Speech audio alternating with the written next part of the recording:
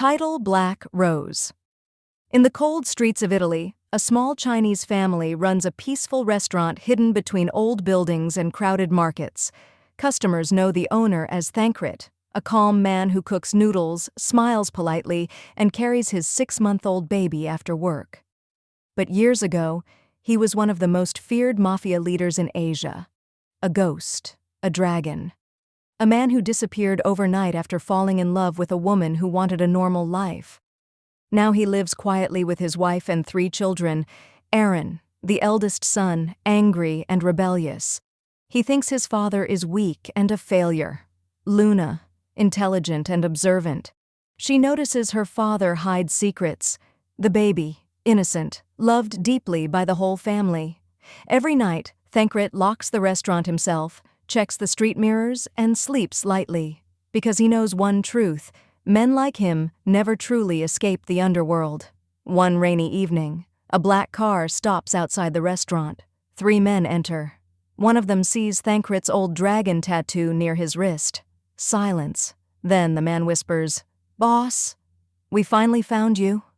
Meanwhile, Aaron watches from the kitchen doorway, confused why terrifying gangsters are bowing to his weak father.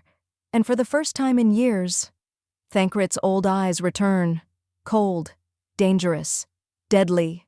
This has strong potential for emotional family drama, mafia action, father-son conflict, hidden identity, reveals restaurant life mixed with crime world. Aaron hating his father is especially powerful because later he can discover his dad wasn't weak. He was protecting them the whole time. Next episode. Black Rose rain hit the windows of the small restaurant in Italy while the children slept upstairs. Aaron stayed awake secretly near the stairs, listening. That night, Thankrit's wife finally told the truth. Before meeting Thankrit, she was one of the youngest CEOs in the country, powerful, rich, untouchable, and engaged to a famous police officer. A man obsessed with catching the mysterious Chinese mafia leader known as the Dragon. At that time, nobody knew Thankrit's real face. One night during a business party at a luxury club, she met him for the first time. Thankrit wore a black suit and stood silently in the corner while everyone feared him without understanding why. He walked toward her and handed her a single black rose.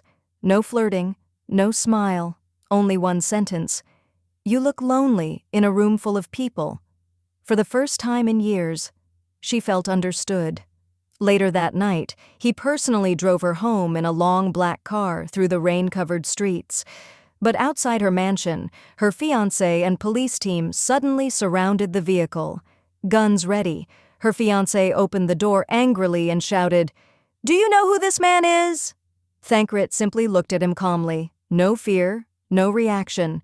That night, her fiancé scolded her for speaking to a criminal, but secretly, she couldn't forget Thankrit's eyes.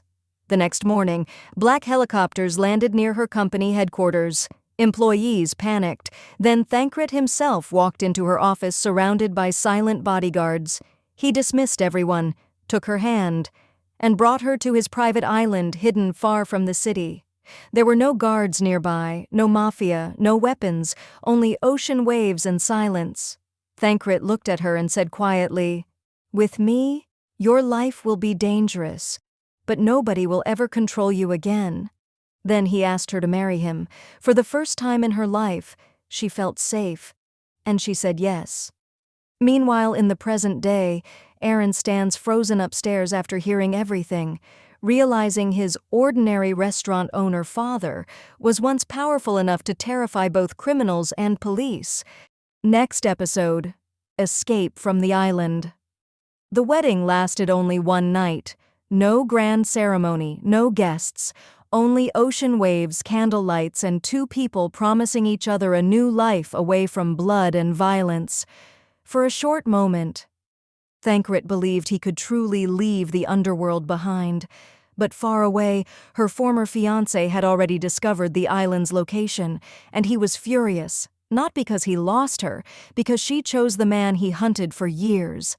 That night, alarms suddenly echoed across the private island. Red lights flashed through the mansion halls. One of Thancred's guards ran inside, bleeding. "Boss, police attack, armed units surrounding North Side." Outside, helicopters filled the sky. Boats approached the island. Gunfire exploded everywhere. Thancred immediately pulled his wife behind him, while bullets shattered the windows. His wife trembled. It was the first time she saw the real side of him. Cold, focused, dangerously calm. Thancred opened a hidden room beneath the mansion floor. Inside were weapons, passports, cash, and fake identities prepared years ago. His wife looked shocked. "You planned escape routes, even during peace?" Thancred loaded a pistol quietly. "Men like me don't get peaceful endings." Meanwhile, her ex-fiancé personally led the attack team onto the island. He shouted through speakers, "Thancred, this ends tonight." Explosions rocked the property. Palm trees burned. The luxurious island turned into a battlefield.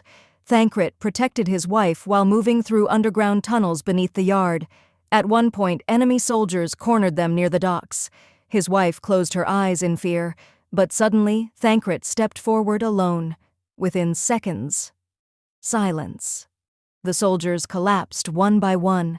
His wife stared at him in horror, not because of the violence, because she realized the man she married was far more terrifying than the rumors.